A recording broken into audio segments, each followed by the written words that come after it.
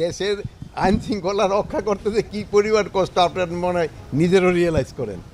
তো আমরা চেষ্টা করতেছি আস্তে আস্তে আইন শৃঙ্খলা পরিস্থিতি যেন আরও উন্নতি যায়, উন্নতি। আর এখানে থানা ভিজিটের উদ্দেশ্য ছিল এদের থাকার অবস্থাটাও আপনারা জানেন, তাদের খাবার অবস্থাটা কীরকম এইগুলি দেখার জন্য, এবং এইগুলিতে কীভাবে আস্তে আস্তে আরও উন্নতি করা যায়।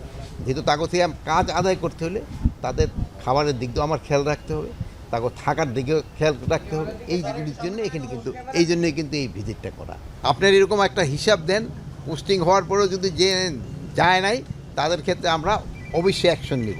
আপনারা জানেন ঢাকায় প্রায় সবই নতুন। আপনি কোথা থেকে আসছেন?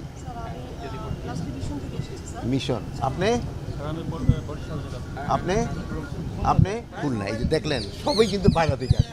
আমরা কিন্তু মোটামুটি স্পেসিফিক যদি দুই একটা বলতে পারেন আমরা যাদের পোস্টিং হয়েছে তাদেরই, কিন্তু তবু আরেকটা দিক ছিল খেয়াল রাখতে হলো, আমরা এবার যে চিন্তা ভাবনা করতেছি যারা ধরেন যে একেবারে নর্মাল পুলিশ সদস্য তাদের একই ডিভিশনে রাখা যায় কিনা।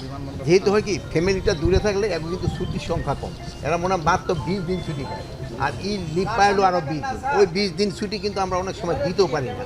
এই জন্য ফ্যামিলিটা যেন তাড়াতাড়ি দেখা করে সরতে পারে। যেমন ধরেন এখন শুনলেন যে একজনের রেশনটা তার বাসায় ওখান থেকে পৌঁছাতে হয়, তার তো একটা ছুটি দরকার। এখন যদি সে বাড়ি সেই রংপুর বা রাজশাহী হয় ওখান থেকে একটু সমস্যা হয়। এই জন্য আমরা চেষ্টা করব নিচের লেভেলে যেন তাদের একটা ডিভিশন, যেমন ঢাকা ডিভিশন বা চিটাগাং ডিভিশন যে এলাকার ওখানে রাখা যায়। এটার ক্ষেত্রে আমি দেখেন কিন্তু আমি আগে কিন্তু এই ওসি আমি এটাই জিজ্ঞেস করছি, ওরা নাকি অলরেডি 2 জনকে ধরছে। আপনি কি মনে করেন যেহেতু মিছিল হয়েছে, এটা তো আর কোনো, এটার ভিতরে তো কারো কোনো সন্দেহ নেই।